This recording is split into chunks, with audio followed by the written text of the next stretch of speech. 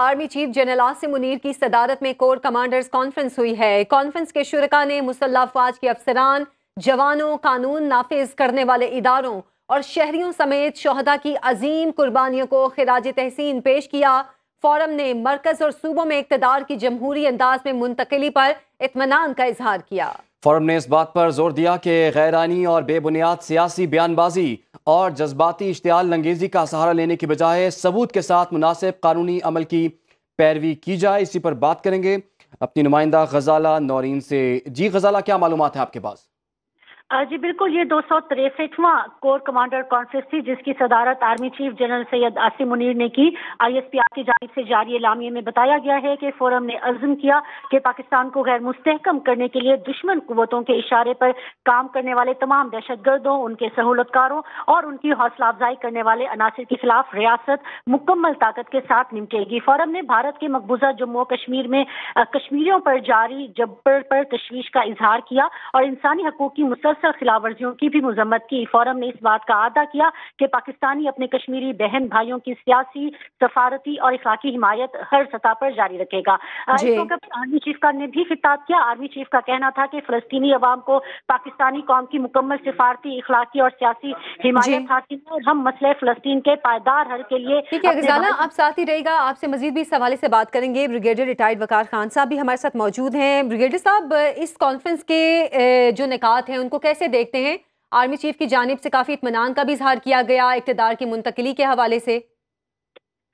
جی، اس میں I think corps commander conference میں ایک تو ریویو ہے جو 4-5 بڑے آئی تھنک ہیپننگز ہیں۔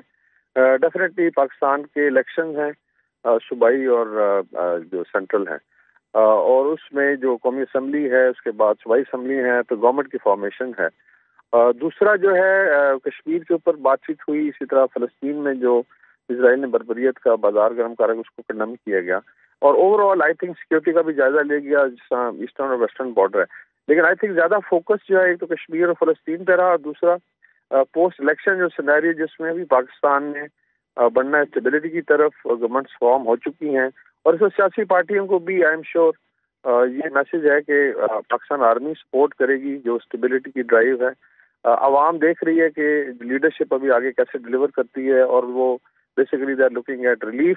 آگے کافی چیلنجز ہیں، لائک IMF کا ہے، پھر بجٹ آنا ہے، تو اس میں اگر کیوس کرنے کی کوئی کریٹ کرنے کی کوشش کرتا ہے تو آئی تھنک ان کے اگینسٹ بڑا اسٹرکٹ پیغام ہے کہ اگر آپ فردر ابھی ڈیسٹیبلائز کرتے ہیں اور ایک فیک نیریٹو لے کے چلتے ہیں تو اس کو برداشت نہیں کیا جائے گا۔ باقی ڈیفینیٹلی لیگل فورمز ہیں، چاہے ہائی کورٹس ہیں، سپریم کورٹ ہیں، ٹرائبونلس میں جا کے اپنا کیس لڑے، اور آگے جو آئی تھنک پریزیڈنٹ کا الیکشن ہے، پھر سینٹ کے، انشاءاللہ چیزیں اسموتھلی چلیں گی، تو آرمی ول بی بیکنگ اپ جو گورنمنٹ ہے۔ ابھی انٹرنیشنل لیڈرشپ سے بھی پیغامات آئے ہیں، US سے آ گیا ہے، چائنا سے، مڈل ایسٹ سے، اس طرح ٹرکی سے، تو انشاءاللہ تعالیٰ پاکستان اسٹیبلٹی کی طرف موو کرے گا۔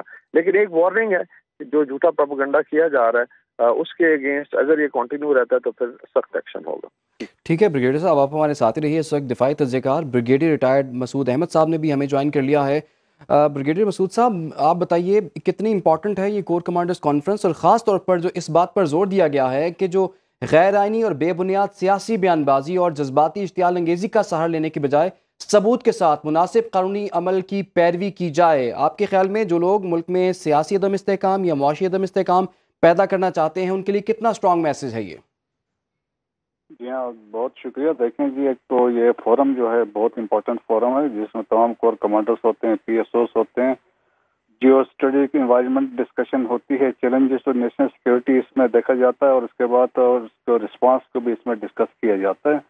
اور اس میں دیکھیں ایک واضح پیغام دیا گیا ہے، خاص طور پہ جو لوگ ہیں جو پاکستان کو یا ادارے ہیں یا دوسرے آرگنائزیشن جو پاکستان کو غیر مستحکم کرنا چاہتے ہیں یا وہ دشمن قوت ہے، ان کو ایک میسج دیا گیا ہے کہ جی جو ان کے سہولت کار ہوں گے، جو ان کے سپورٹرز ہوں گے، ان کو مکمل طاقت کے ساتھ، چاہے وہ ففتھ جنریشن وارفیئر کے ذریعے پاکستان کو کمزور کرنے کی کوشش کر رہے ہیں یا دہشت گردی کے ذریعے کر رہے ہیں، تو ان کے ساتھ انہوں نے کہا سختی سے نمٹا جائے گا اور اکارڈنگلی اور جو افواج پاکستان ان پہ ایکشن لے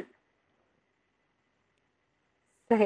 اچھا بریگیڈیئر وقار صاحب، سر آپ یہ بتائیے گا، یہ جو ہم دیکھ رہے ہیں کافی عرصے سے ایک جو فیک نیوز چل رہی ہے اور ہیٹ سپیچ کی جا رہی ہے، اور اس کا ٹارگٹ جو ہے وہ اداروں کو بنایا جا رہا ہے، اس میں جو لوگ ہیں وہ ایک تو ملک کے اندر بھی ہیں، زیادہ تر لوگ ایسے ہیں جو کہ ملک سے باہر بیٹھ کے ایسا کام کر رہے ہیں.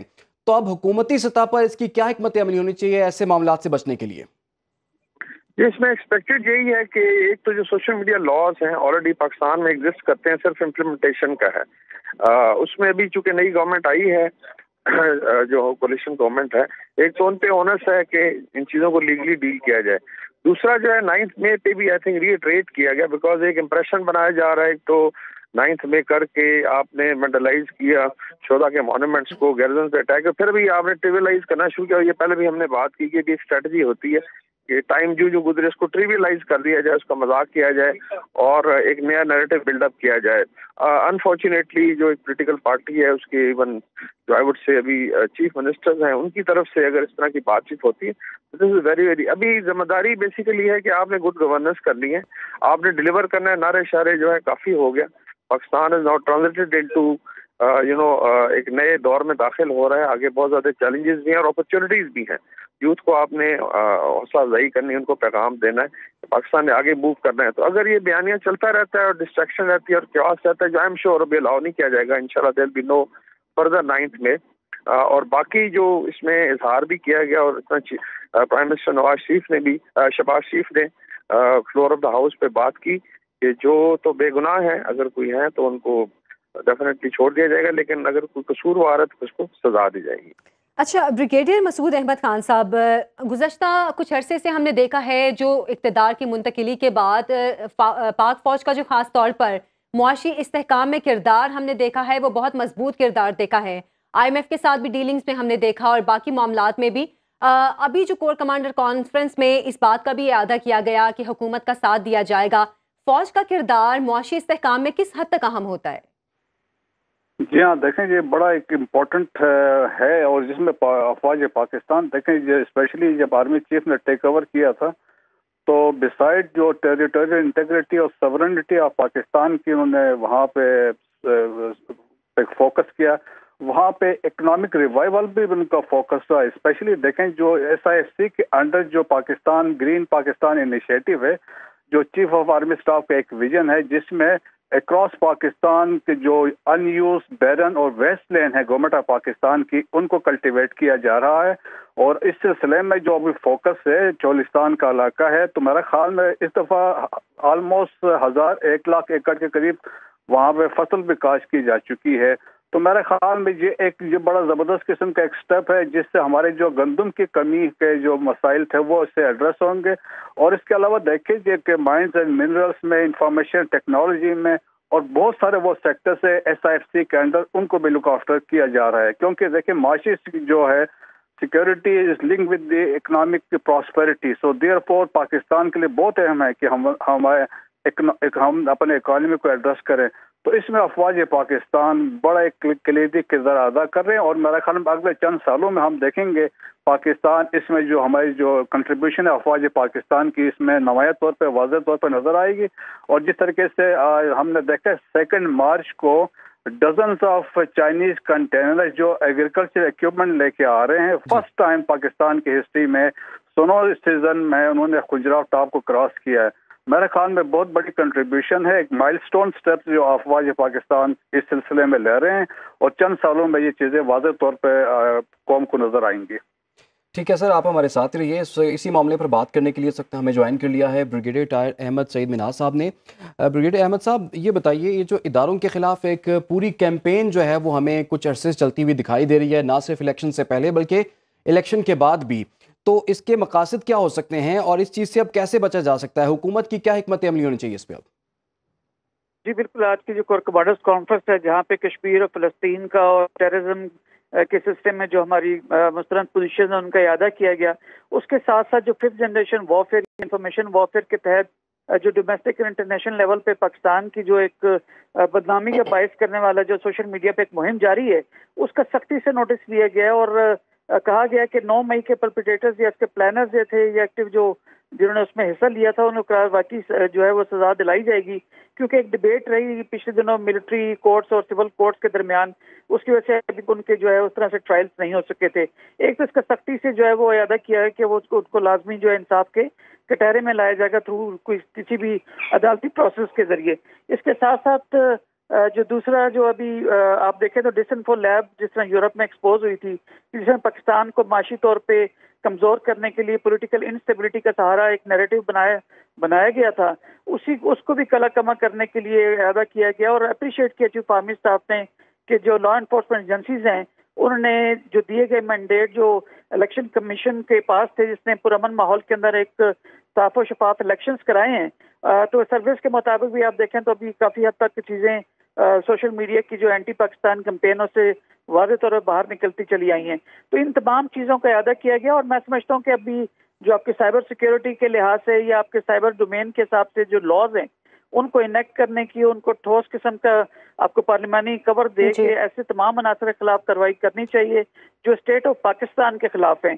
اسٹیٹ آف پاکستان کے خلاف سے آپ یقین جانیں کہ 60% جو یوتھ ہے وہ ڈی مورائل ہو رہی ہے، اور جو اسٹیٹ آف پاکستان جو دوسرے دیگر ادارے ہیں ان کے اوپر اعتماد جو ہے وہ مجروح ہوتا چلا جا رہا ہے۔ اگر آپ نے اسٹیٹ نے صرف کمپرومائزز ہی کرنے ہیں تو آپ یقین رکھیں کہ آپ کو آنے والے دنوں کے اندر ڈومیسٹک اور انٹرنیشنل لیول کے اوپر چیزیں بہت مشکل کی طرف چلی جائیں گی۔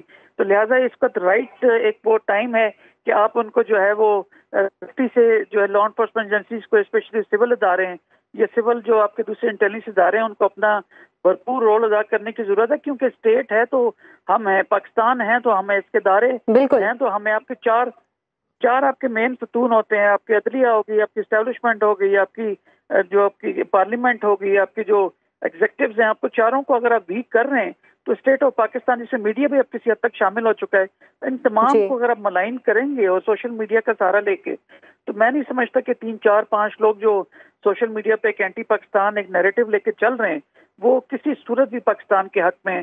وہ ایک سنسنی خیز قسم کے نیریٹوز ڈیلی لیول کے اوپر آپ سوشل میڈیا پہ دیکھیں تو اویزہ ہوتے ہیں، جس کو کہ نہ صرف بالکل، اور اس کور کمانڈر کانفرنس میں بھی تمام تر معاملات کے حوالے سے ایک اسٹرانگ میسج بھی دیا گیا ہے۔ بریگیڈیئر ریٹائرڈ احمد سعید منہاس صاحب آپ کا بہت شکریہ، بریگیڈیئر ریٹائرڈ مسعود احمد خان صاحب اور بریگیڈیئر ریٹائرڈ وقار خان صاحب آپ تینوں کا بہت شکریہ۔ غزالہ نورین بھی ہمارے ساتھ موجود تھی، غزالہ آپ کا بھی شکریہ۔